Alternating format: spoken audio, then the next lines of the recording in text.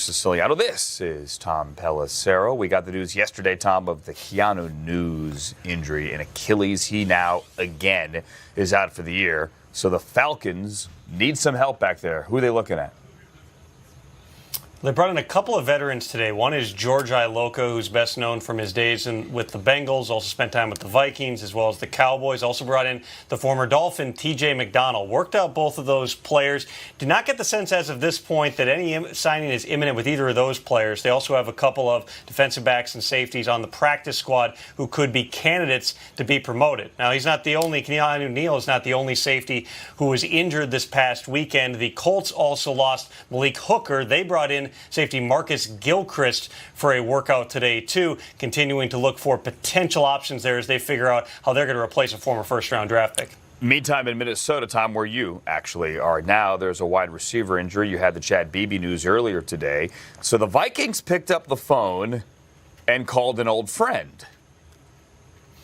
An old friend who they're still paying. They owe Laquan Treadwell $1.15 million guaranteed this year as a former first-round draft pick on what would have been the final year of his rookie contract. So Treadwell is back. They are re-signing him to a deal. He now fits in as the fourth player on the active roster at the wide receiver position. Of course, everybody knows Adam Thielen and Stephon Diggs. They also have Busy Johnson, the young guy who they're excited about. Chad Beebe, though, is a significant player. He was a camp standout. He slotted in as the number 3 receiver as well as their punt returner. I'm told that he tore ligaments in his ankle. It's basically a really, really bad sprain. No plans as of now to have surgery. They'll take a look at him in about a week or so and figure out exactly how they want to move forward. How about the little dude?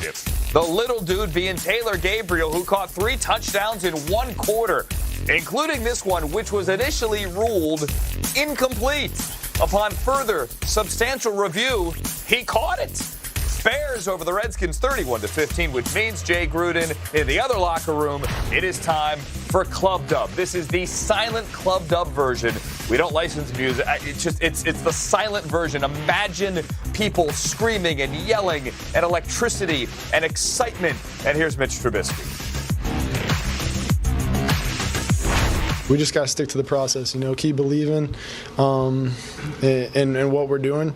We had a couple weeks where we struggled, but we were a little bit better tonight. It was just guys sticking to the plan, coming together, and just doing what we do best. And the O-line did a great job, and playmakers made plays on the outside. So if everyone just continues to stick together and execute our plays and believe and just go out there and make plays, it'll be a fun offense. I think the most important thing is we have to have some continuity. I can't be changing people every 5 minutes here. So I think I got to give Case an ample opportunity to play with these new guys. This is his first time in this offense, really. All right, that was Jay Gruden's answer to the question after the game. Now hear this. Why don't you just play Dwayne Haskins? You're 0-3. In all likelihood, this is not a playoff team. Oh, by the way, you get Daniel Jones and the Giants coming up this week. Keenum turned the ball over 5 times. Garafolo, you were there. He does not seem like he is even close to budging. Jay Gruden, that is? Yeah, no, He's not moving. He made it crystal clear that he doesn't want to. Well, he's not budging toward Dwayne Haskins, but I think we may be looking for the wrong quarterback change. If anything, it's going to be a move from Case Keenum to Colt McCoy. And if McCoy had been healthy and he hadn't had continued issues with his leg, I think he might be the starter. This team may have been the starter week 1 coming out of training camp. My understanding is that the plan right now is for McCoy to practice this week. Now, I know that that's been rumored, but I believe that is the plan based on what I'm told. He's got to make it through. He's got to show he can be healthy. He's got to show that he's got no issues with the legs. I think that might be the move to make. As far as Dwayne Haskins goes, they saw in the preseason he's not throwing with enough anticipation at times. The athleticism, the arm strength, all that stuff. There is no question about any of that stuff with Dwayne Haskins. But to play quarterback at this level, you've got to throw into tight windows, and you've got to throw with anticipation. He just hadn't shown that to this point. Hi, Tom. You were making a face there. I mean, well, now take it from the guy that always makes Here the I face. am. Now I guess it's my turn to talk. Yeah, so I was Colt McCoy at their minicamp for the Redskins back in June, and when you looked at the difference between Case Keenum operating what was at that point the first-team offense, Dwayne Haskins with the second-team offense, it was very apparent in terms of how much quicker and how much more in rhythm Case Keenum was in terms of operating Jay Gruden's offense. For Dwayne Haskins, when you talk to scouts about him coming out in the draft, they said there were times where it seemed like he had a lot of predetermined throws, that he got away with some things just because his arm was so strong. Of course, the guy put up monster numbers, 15 touchdowns in a single season at Ohio State, but when you're not a particularly mobile quarterback, and he was regarded as being pretty heavy-footed, that takes away something a lot of other young quarterbacks can use to their advantage while they get up to speed with everything else. You would certainly think everything points to Jay Gruden having the opportunity here to make a change. The fact that he is not doing that simply speaks to the fact that it seems like he does not believe Haskins is ready to go onto the field. At least with Case Keenum, you have a veteran. He's been there. He's known within the league as a gamer, somebody who, when he's in the huddle, you believe you have a chance. You just hope he doesn't give away the ball like he did last night. To defend Case Keenum, he did have decent numbers the first 2 weeks coming into last night's game. And the Redskins' offensive line, banged up again last night, is a sieve and still doesn't have Trent Williams. Charlie, show me the tape. What do you see from Case Keenum? Because it looks like he's going to be there for a while. Well, at least until Colt McCoy gets back, potentially. What do you see, Charlie? Okay. All right, let's go. Let's roll through these 3 interceptions. And you're right, he did play well in the first 2 games. And except for the turnovers, he played well last night. But you have to go to the turnovers. All right, the first one, it's inaccuracy. He's got a guy open here in the bottom of the screen. Yes, Dix makes an instinctive move, but if you hit the receiver, it's going to be a tackle by Dix, not a touchdown by Dix. Inaccurate pass, quarterback's the problem. All right, now here, hard to tell here what happened. The ball is short, but he's pressured. He can't step up. He gets pressure from the inside and the outside. I don't think he get everything on the football. It comes up short, okay, and you get the interception there. Now, this last one, he's trying to throw a seam into 3 people. Now, that's okay, but it's a very small margin of error here. So basically, he forces the ball, and he's inaccurate on top of that. So 2 very bad interceptions on his part. 1 could have been protection on that part there, but still, 2 bad interceptions there. I think these things there. Number one, I think the Redskins still think they can win. That's why they're going to go with their quarterbacks, the veteran quarterbacks. That was their mindset coming in the year.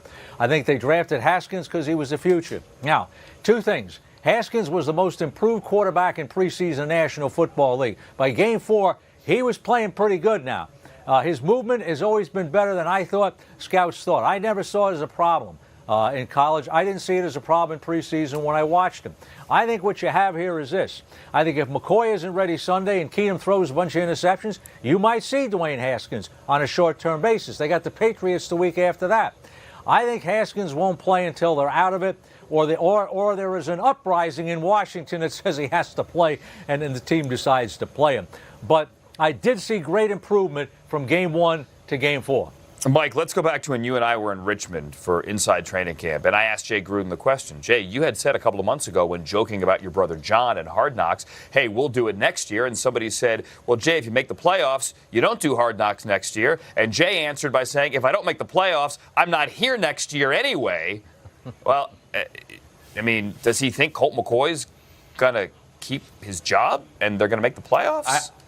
I know he likes Colt McCoy a lot, but look, his job, his future might be tied to Dwayne Haskins. I mean, we're going to see him at some point this year. I don't know that we're all sitting here thinking that the Redskins are going to be in the playoff hunt or make the playoffs all the way through the end of the regular season. So there's going to be a Dwayne Haskins moment at some point. And if he can show, I can work with this young man, then that might save his job. Because go back to the draft. We talked about it. There were a lot of supporters in that building, particularly on the coaching end, for Daniel Jones, which, by the way, those people looking a little bit better these days than they did maybe back in April.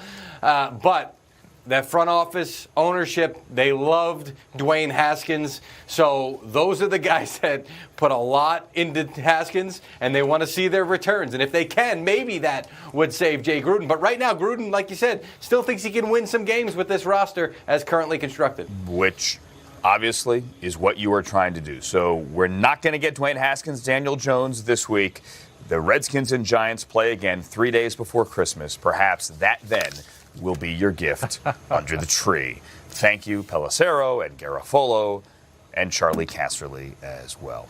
Hey, NFL 360 is back tonight. It is our award-winning original series hosted by Melissa Stark. The new season, as it did last year, tells the compelling stories that we find from across the NFL landscape. This evening, Deshaun Jackson returns home here to Los Angeles to explore the powerful, enduring legacy of a friend and icon lost all too soon.